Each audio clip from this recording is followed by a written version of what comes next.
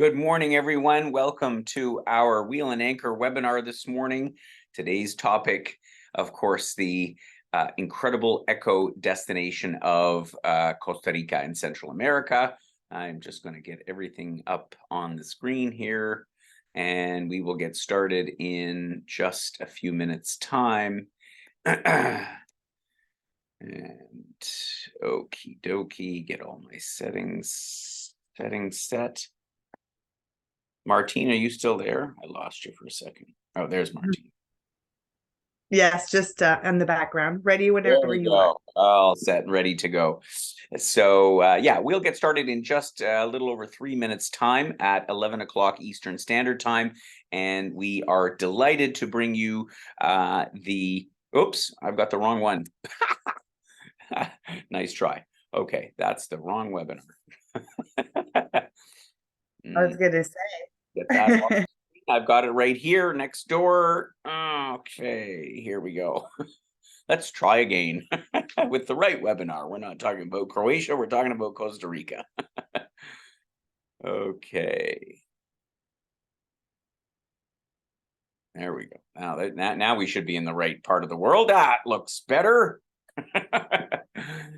Good deal. So yes, good morning once again, this time with the correct presentation, our Costa Rica Eco Adventure happening this coming December. For those who haven't already made plans for the winter, particularly December, I think it's a great time to get away because, I mean, you know, we don't think about it now when at least here in Southern Ontario, the weather is a balmy 30-something degrees, but that could change quickly. And by that time, you know, you might be thinking about where to get to in December. So yeah, excited about this program. For those of you who are new to our webinars here at Wheel and Anchor, you can, of course, you can communicate with us by clicking on the chat button, which you'll find usually at the top of your screen, could be at the bottom of your screen. There's a menu. Sometimes it appears and disappears. But in that chat box is where you can pose any questions that you have throughout the webinar. And we will address all member questions as usual at the Q&A session at the end of the webinar. In the meantime, if you want to write down where it is that you are joining us from in Canada, then that would be great, because we love to know where all of our members are joining us from. So I think I've just changed the settings, Barb. Please double check for me. It should be okay now. Yep, great. So good morning to our wonderful regular members who come out faithfully every week. It seems like every webinar. Good morning to Troy up in Ottawa, and hello, Tracy in Toronto, and Helen, who's also here in the Toronto area, and Karen, good morning to you in Toronto. Hi, Dave, out in Winnipeg, a new name I haven't seen before. Nice to see you this morning. And yes, we have lots just joining us, so I'll revisit that again. We've got just under a minute to go. Good morning, Millie in Salmon Arm, BC. I hope the weather is nice out there and maybe not too smoky. I know they've had a challenging summer out in the Okanagan in British Columbia. So good morning, and yes, we will get started in just a second. I will make sure I've got all of my notes in front of me. And yes, I'm delighted to talk to you about the wonderful country of Costa Rica. And good, it's 11 o'clock. Let's get started. Good morning, everyone. Once again, thank you so much for joining us this morning for our Costa Rica Eco Adventure webinar. This is our trip happening in December of 2020, of this year, so in just a few months' time. I'll just very briefly touch on Wheel and Anchor and our philosophy. If you've heard this a million times, you can put me on mute. But I just wanted to share, particularly with those who are new for us. We are a community of travelers from all across Canada. And what brings us together, our mission in life at Wheel and Anchor is to bring people who have a like-minded approach to travel together for some fun, for some learning, for some really experiential type adventures all around the world. And, you know, we always say that when you share those moments with people that you have something in common with, and most notably We are predominantly Canadian. We have a handful of folks from other countries who join us on our trips, but we are predominantly a Canadian group. And it's a special vibe that you just don't find on every group organized tour. So that's what we're all about at Wheel and Anchor. And specifically, we are here to ensure that you get well-traveled, that you learn some amazing things about places all around the world, and in the process of doing which you'll become really connected to your fellow travelers, connected to the people you meet along the way, and to the places. And I use this anecdote, and I'll say it again, I've said it 100 times, but if you've visited a place and spent time and talked to the people and you've created some connection with it, you go home and you open the newspaper, or more likely you open your news app, and you'll read some article about that part of the world, and you all of a sudden read it in a completely different light, having an understanding of what it's all about, and this just gives you a different quality of life. So that's what our goal is here at Wheel and Anchor. Just a couple of shots to share with you from our experience at the beginning part of this year. We had an amazing group who traveled with Martine around Costa Rica. They had a marvelous time. I'll introduce Martine in just a second. That's the lovely lady with the toucan beside her. That's a toucan, right? I'm not a birder, so but you can see the smiling faces. They had a great time. Really, the feedback was just amazing on this trip, which is why we offered it again for this year in January, and it quickly sold out. And then we decided, because we had so many more members who really wanted to go and have this experience in Costa Rica, to put it on again in December. So just a few of the shots of some of the things that the gang got up to earlier this year. And as I say, Martine, I think you can confidently say that it was a good time had by all. Yeah. Yes, absolutely. I can't wait to tell you all about it. Yeah, exactly. So Martine's going to tell us all about this in a second, but just wanted to share with you a few photos from our trip earlier this year, and this new trip mirrors that program exactly. On that note, just by way of introduction, my name is Gordon Dreger, founder of Wheel and Anchor, and I'm able to create this program, everything we do at Wheel and Anchor, with the help of an amazing team of people. Barb and Paula, those of you who have been with us book trips will have undoubtedly spoken with the two women who are responsible for all of our member-facing activities, so making sure that you get questions answered and get booked on trips. And our special guest today, Martine, who is our partner and the guide and, well, the host, I should say, of this trip, are you currently in Costa Rica or in Peru, or where are you now? In Ottawa, Canada. You're right actually now. in Ottawa, actually. Amazing. Martine, it's great to have you again. Thank you. Thank you so much for having me this morning. Perfect. So Martine is going to share with you, because she is an expert on Costa Rica, knows all of these places, these lodges, the naturalists personally, which makes for really quite an incredible and unique experience. So between Martine and I, we're going to take you as folks interested in really this incredible biodiversity in Costa Rica. It's kind of like no other place in the world. And we're going to show you around a little bit with the hope that perhaps you'll consider joining us this coming December. So the trip begins and ends in the capital of Costa Rica, San Jose, where you can conveniently fly to from a lot of places in Canada. This is the biggest airport, the biggest gateway to the country. And our trip will focus on two sort of quite distinct areas, and Martine will elaborate on that. We'll spend the first days in the central part of the country, in the high mountains of Costa Rica, where you have sort of a whole one set of biodiversity, and then we'll spend the sort of the second part of the trip down on the Osa Peninsula, which is, other than for folks that are really interested in ecotourism, you probably won't get so much down to this part of the country. If you're familiar with Costa Rica, you've had friends, maybe you've been down before, you might have visited like Tamarindo or Manuel Antonio, one of these more famous beach resorts. But our program is really focused on the biodiversity of the country. We have an extension program at the end that one can do after the formal part of the tour ends on the Osa in Manuel Antonio. We have a wonderful, wonderful lodge for those who want to spend a few extra days in luxury on the beach before returning home from San Jose. So that's the geographic overview. And now, Martine, it's your turn to sort of take us through the adventure. Of course, our folks are going to fly in and arrive the first day, which happens to be December the 1st in San Jose. And as I say, there's lots of ways to get there. There's both direct flights from some cities in Canada as well as via US gateways. So in San Jose, you're sort of going to gather everybody, and it's not really so much about the city as getting everybody together, right? That's correct. If anybody wants to arrive earlier, of course, you're more than welcome to do so if you want to explore more of this area. But we're definitely going to be seeing a little bit of it, but heading away from that. We're really going into the most wild and natural places of Costa Rica. And if anybody knows Costa Rica, it's the size of West Virginia. It's tiny, but it's just full of wildlife, just incredible. And where we're going to be going are really the top spots to really see this, and places that most people don't even know about. So you're getting something really special on this trip.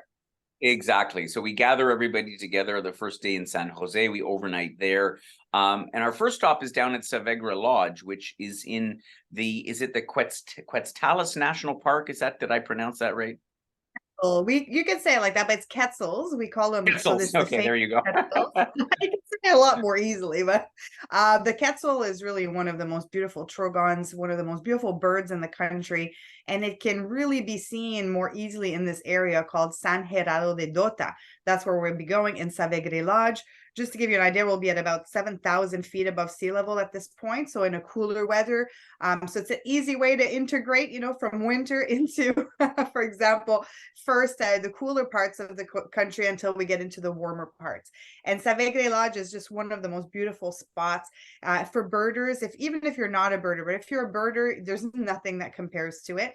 And here we'll be doing some hiking. We'll be doing some great adventures and seeing lots of birds, including the Quetzal. So we have a very early AM birding tour to go see this bird. And it's at the time of year where it's actually in a breeding mode. So we have a lot more opportunity to see not only them, but them with a lot of movement and trying to, seduce the ladies, let's just say. So it's more chance of seeing them. It's just Absolutely. incredible. And so while we're in Quetzal, in this area, this lodge is really one of the nicest, most comfortable that you can find kind of in this part of Costa Rica. That's why we sourced it out. So tell us briefly a little bit about the lodge, and what does the daily program look like while we are in Savegre? Well, first of all, this is my favorite lodge in the area. It's a lodge that just turned about 50 years old. It's been completely remodeled, of course, and it's owned by the locals. It's owned by a family, and you'll learn about their story. So if you're someone that enjoys also the story behind everything, then you'll want to join some of the tours that we're going to do and talk about. So basically the Quetzals are the main attraction of this area, as well as fishing. Fishing is a big, trout fishing specifically. But this particular lodge really caters to birders and to people who just want to integrate into nature. So we're going to be starting off, for example, with a hike that's going to introduce you to a beautiful, like the Paramo, and also the high mountain sort of elevation forest, so cloud forest, but at its higher levels. So you're going to be learning a lot about that. And the hiking here is very accessible to everyone.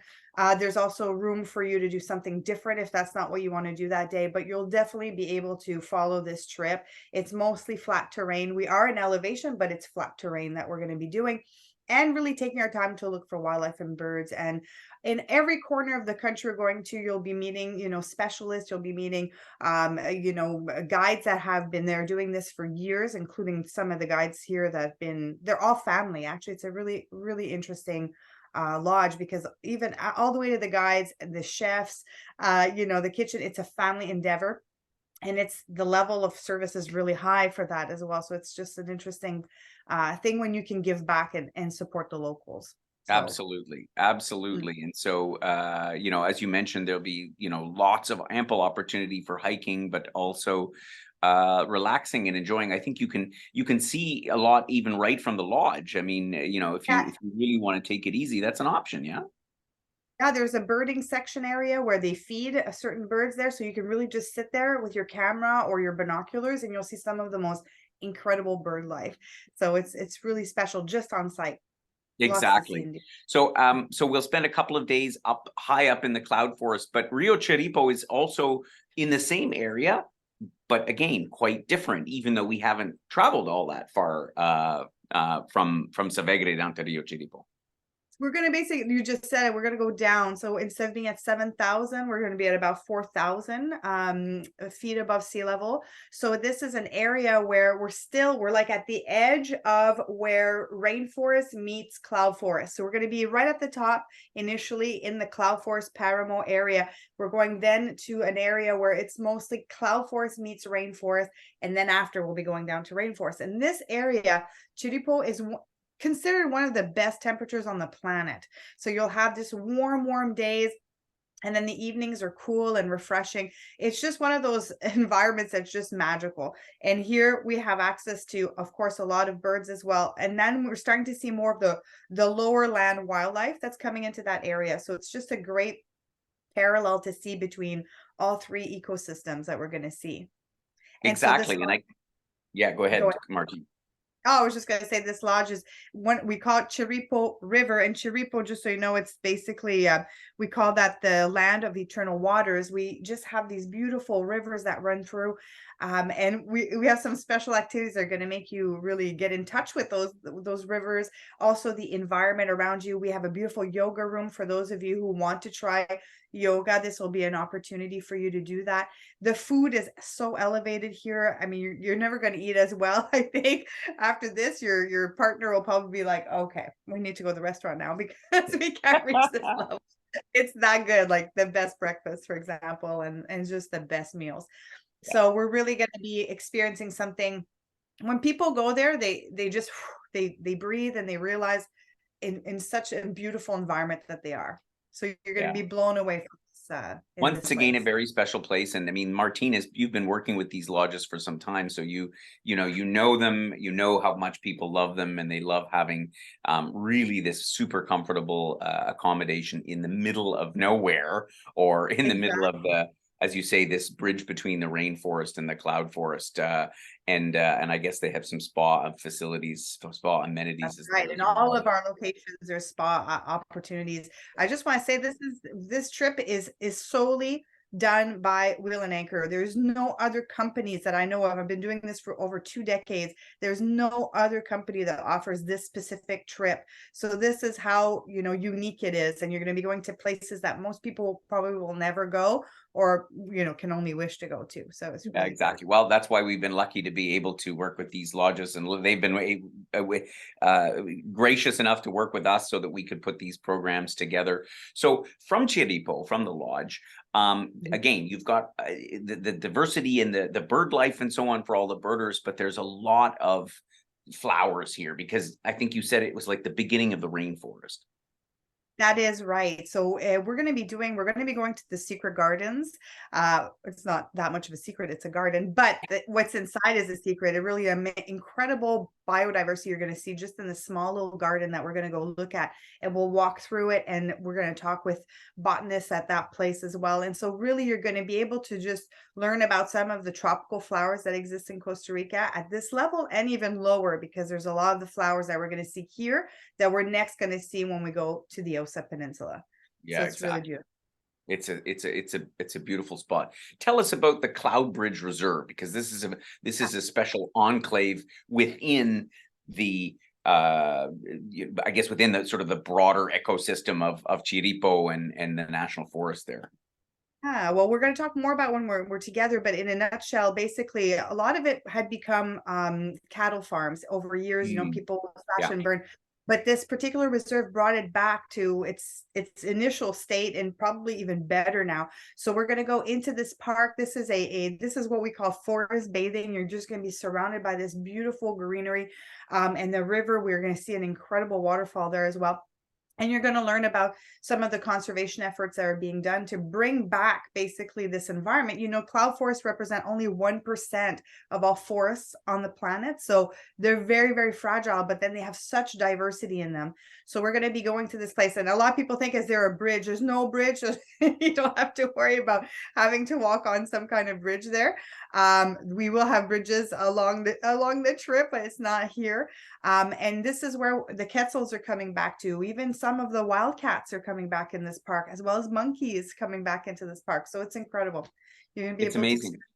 And what would folks need? I mean, do they need special gear to participate in these walks in these spots, or what would what would somebody, if they were like, oh, I want to go on this trip, what do I need? Do they need to go and buy special stuff? What do you suggest? Special, but yes, the most important thing is your shoes need to have good grip. Yeah. And you need to be able to cover your toes. So for example, people bring Tivas, they're fine as long as the toes are covered. But I recommend a running shoe that's an amphibious shoe that goes from water to land. And Yeah. why? Because in some cases we're going to walk through rivers or through little streams and things of the sort. And unlike our forest here where you can get cold feet, you won't get cold feet where we're going. So you don't have to Right. worry about that. Just think of a shoe, the most important. And if you can, bring a pole. You don't have to bring two, but just one that collapses. Just is a great idea to have a walking pole. Yeah, exactly. And is it super buggy up there? I mean, will they experience? No, this is what Oh, I in found as fact, well when I was even in the rainforest, when you're there, there's more insects like mosquitoes at my sister's cottage in Canada than there are in all of the OSA. So you're actually going to be very surprised at how little biting insects are going to bother you. We do yeah. have 10,000 species of insects, but none of them that will bother you the way you're bothered here in Canada. So we'll have breakfast on our last day at Chiripo before we make the drive down to the OSA. And so I think we're going to be driving really out of the mountains and basically all the way down to sea level. Is that right? Exactly. And so what this is going to do is allow you to see a little bit more of the country, and the difference between the level of, cloud forest going into rainforest is going to get more verdant, more green as we enter the Osa Peninsula, which is essentially an island attached on one side. And this is where we have basically where National Geographic says it's the most biologically intense place on Earth. So this is a place where we have wildlife in abundance. We're essentially entering a zoo without walls. And luckily we're the ones with the walls and the animals are the ones looking in at us. Yeah, exactly. Very safe environment. But we're really going in a zoo. So if you love wildlife and if you've never been surrounded by wildlife, this is going to be special. And it's just, the sounds, howler monkeys waking you up in the morning, toucans, scarlet macaws. We have all of the wildlife in abundance. All 4 species of monkeys, we have them here on the Osa and nowhere else in the country. Yeah, So it's pretty remarkable when you are at these places so deep in the jungle. And, as you say, actually, we're the ones that are in the zoo because we're all in our little, beautifully appointed bungalows, and all the animals are sort of looking in like, who are these strangers that are here, right? Exactly. And Luna Lodge, like the other lodges, is very intimate. I think there's only 18 rooms there. So, you're in this cozy environment. It's an eco lodge. It's also one of the best ones in the OSA, right? It's one of the most reputable in all of Costa Rica, I would say. And you'll meet the owner. Again, a lot of these lodges are owned by particulars, they're not owned by large companies. So you really feel each area differently. And again, we're a small group, right? We're basically a small group of people. We don't travel in large groups, especially not on this trip, because we want to keep it small so that when we go see the wildlife, we're not scaring it all away. So Luna Lodge is really considered one of the most beautiful. It is an elevation, so some of the cabanas are on higher elevation. So if someone has, for example, some issues in terms of mobility, we can work around that. We just need to know. And again, in everything that we do, if mobility is an issue, we do have ways of mitigating that. We're always have 2 guides with us at all times. So we're able to even split the group. So one group can continue and one comes back. So just do not feel intimidated by this environment. It's actually very friendly and it's just wild. It's just incredible. It's like glamorous camping that we'll be doing at this point. Yeah, exactly. But I would say it's even more comfortable because it's solid walls. So there's no tents involved. Flexible toilets. comfortable beds, amazing elevated food. No, you're going in style, that's for sure. Exactly. So one of the things that we'll do while we're here at Luna is visit the Corcovado National Park. And here we get to see some very special animals, like this looks like a sloth, if I'm not mistaken. A three-toed sloth. We have two-toed sloth and three-toed sloth. They're not even from the same genus. So this is the kind of thing you'll learn if you're very much interested in biology and animals. When you walk with our guides, you're going to learn so much about them. And so we have such an array of wildlife in this area. Just even from the lodge itself, you could sit there and they will come to you in the trees and everywhere. But we have the opportunity of going into Corcovado National Park, which is very much like a bucket list, I think thing that most people like to do. It is a lot more hiking in it. So for those of you who are not into like a 6-hour hike, because it's about 2 to 3 hours in, 2 to 3 hours out, then you may want to skip this one. But otherwise, it's definitely something that you can push your limits on in a way that's slow paced. Okay, we're looking for wildlife, so it's a slow pace, and it's mostly flat terrain with some elevation. So and for those who yeah, exactly. And for those who don't want to go out for the whole day, like there's other options that they can do closer to the lodge, and it's not like you're left behind. I think that as I recall from this year's group, everybody went. Did they not? Did anybody?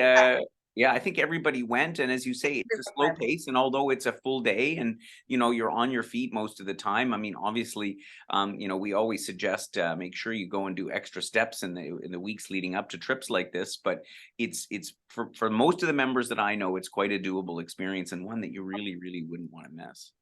Yeah, I guess at the end of the day, it's just the heat. So you have to be comfortable with heat. And I say, you're better off booking it and then canceling. Like if you don't want, if you just, I'd rather stay at the pool, you can certainly do that. There's no pressure. This is your adventure, and we just make sure that you get as many opportunities and things on your menu, that you can choose to add or keep or all that. Exactly.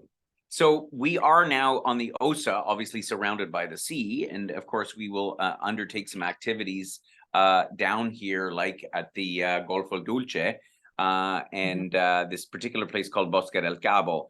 Tell us about what we're going to experience here, because we get this marine component to this trip. Yeah. Right. Well, at this point, Bosque del Cabo, we're still up at about 300 feet above sea level. We're going to be, this is where we have a bridge to cross. And then we have surprises there. But this particular lodge is where the ocean meets the Golfo Dulce. So it's basically in an area very, very special. In fact, people can hike down. This is not something that we may do, but some people can hike down, and there's these beautiful kind of like when tide comes in, it fills these water pools, and then in the water sees tidal pools. And so, but here basically it's like the Osa in a small little package that basically you'll see a lot more wildlife in concentration within this property. It's like going to the zoo in this case, because there's more chances of seeing a lot more wildlife in a small little area. So this is one of the trips that we're going to be doing, and we have a few secrets there. So you'll have to come on the trip to find out what else we do. Exactly. We like to save a few things, so we don't it's the surprise factor that is important, because the unexpected is sometimes the most exciting part of the trip. We've talked a lot about birds, but here they have some of the most beautiful birds, I think, in terms of, for those of us who aren't birders, but love to see super colorful, exciting birds. And it's toucans and macaws, and this is what this area is particularly where they're abundant. Yeah. Yeah, in fact, we have the largest scarlet macaw population in all of the country. It's actually growing instead of decreasing. So we have about 1,200 pairs of scarlet macaws in the area. So I guarantee you will see them. Toucans everywhere, of course, everything from trogons all the way to the smaller birds, even so many species of hummingbirds. So if you're a birder, there's no, like, National Geographic magazine comes to this area specifically for birding. We even have a bird count every year that happens. This is a place where it's abundant in birding life. So we'll have a birding expedition. Not that you won't see other animals while you're doing that chore, but the goal will be with one of our expert birders to be able to help you spot more, maybe check off that list if you're bringing a list of Yeah, and birds. it's funny because I was never really considered myself a birder, but after having done some expeditions like this, in expedition is a lofty word for the experience that it is, but having visited myself Costa Rica many years back and so on, and the Amazon, and you really then develop a completely different appreciation for birds, because here they're all black and brown and gray, and you hardly, the occasional blue jay pops up, but the colors and the Yeah, character of these things is right. remarkable. And so you might very well come back being a birder. And well, Maybe not with the list, but you'll be back a birder. um,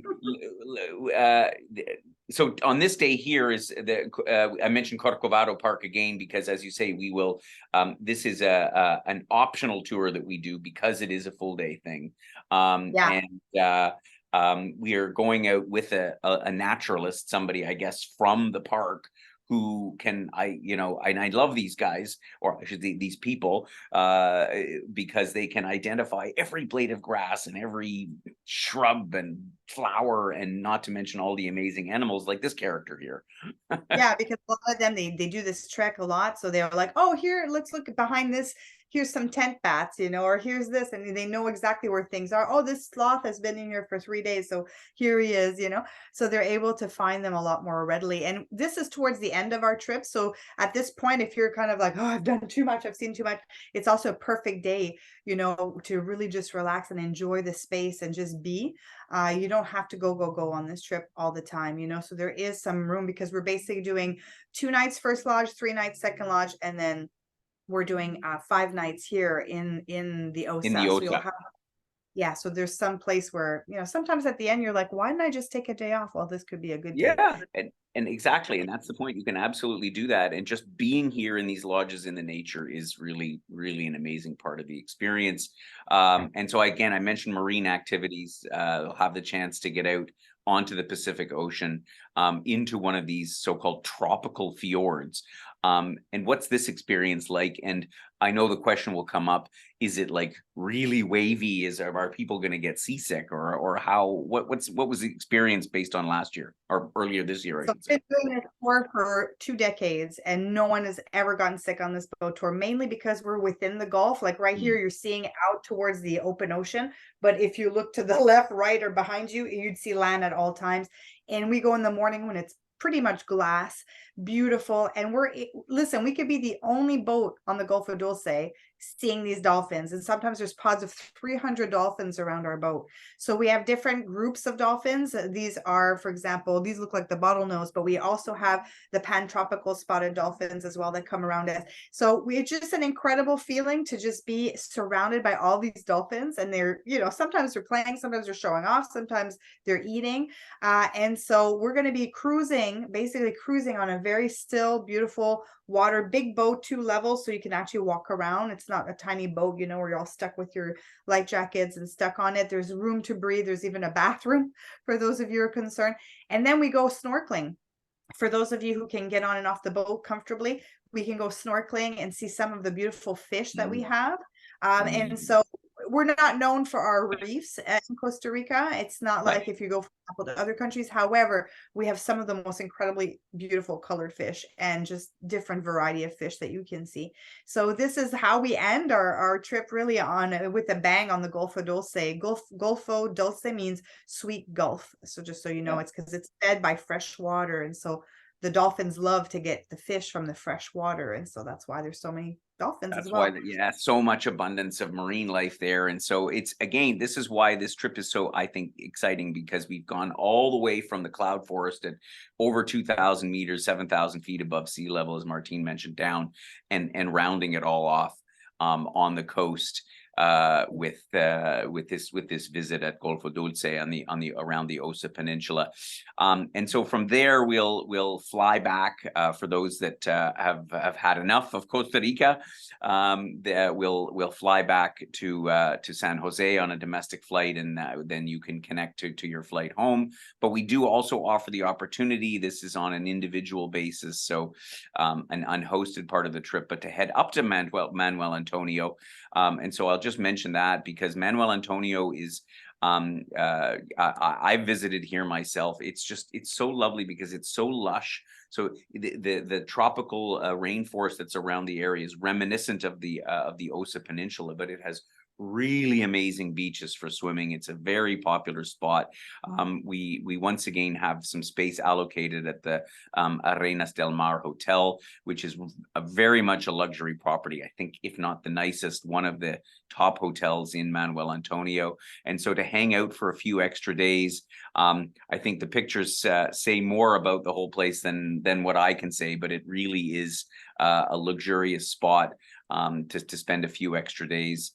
And again, lovely rooms overlooking the sea, great beaches, lots of additional excursions you can do in and around Manuel Antonio. I believe they have zip lining and stuff like that as well, not far from Manuel Antonio. So because it's a more touristic part than the lodges that we're visiting that are very eco and sort of very out there, and there's not many of them, the benefit of coming here for a few extra days at the end is all the other activities that are otherwise not really common deep in the rainforest. So you can see here stand-up paddling through the mangroves and whale watching as well, because depending on the time of year, in December, they have different whales that are on their migration path along the coast. They have all the spice farming. So there's really a lot of things to do. And so this is definitely an interesting option to stay on for a few extra days to explore, again, what I think is one of the nicest beach towns in Costa Rica. Of course, you all have the option to do something on your own if you're already familiar with Costa Rica. Maybe you know people there. A lot of Canadians have retired down to different parts of Costa Rica. You can, of course, do your own thing as well and visit, for example, Tamarindo up in the north, which is one of the, again, more popular tourism beach destinations in Costa Rica. So all of those are options. And I'll summarize the program here.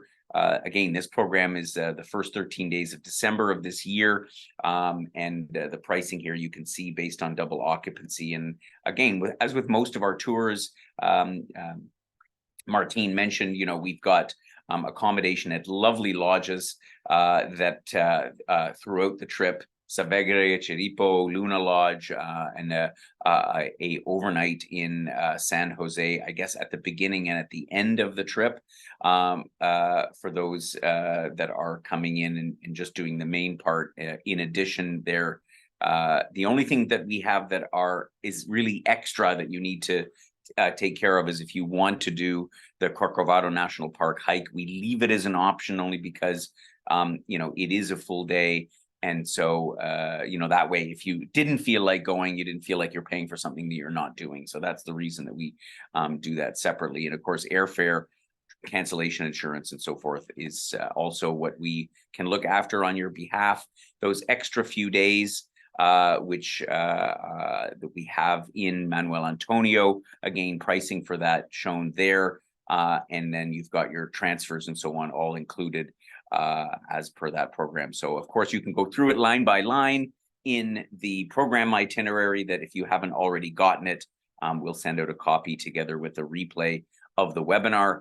And just on the topic of airfare, you should still be able to get down there for around roughly the prices shown in here.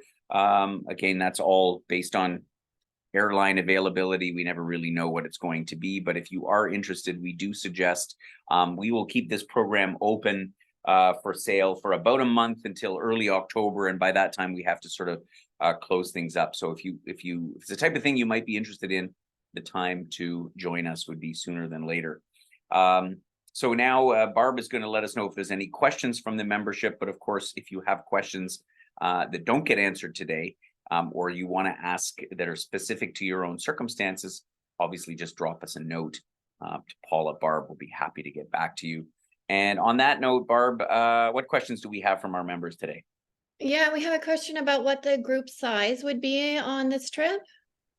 So yeah, go ahead, Martine, you go ahead, please. I was just going to say, so we've sold out our last group at 16 people, but we may have a smaller group for this one, 8 to 12. So, but it can go as high as 16, just to give you an idea. So somewhere between 8 and 16, but it is a small group adventure. Okay, excellent. We also have a question about the humidity and how humid it would be at that time of year. Oh, if I may take this one as well. So we're You just may. after the rainy season. So the rainy season, just to give you an idea, the driest month is March and the wettest month is October. So we're following the wettest month. But at that time of year, it gets drier. So you're basically not getting that much humidity in terms of like if you were going, for example, in September, October, but it is more humid than, for example, March, to give you an idea. In general, it just makes your skin looks better and your your hair and your nails. But also what it can do is your clothes can end up being just heavier when you get home. So just basically you want to dress with things that are not heavy cottons, definitely no jeans. You want to wear wicking, kind of material. But in general, starting, especially when we're in the higher elevations, you're actually going to want to dress like an onion. You'll want to have layers. You're going to want to have a rain jacket just in case.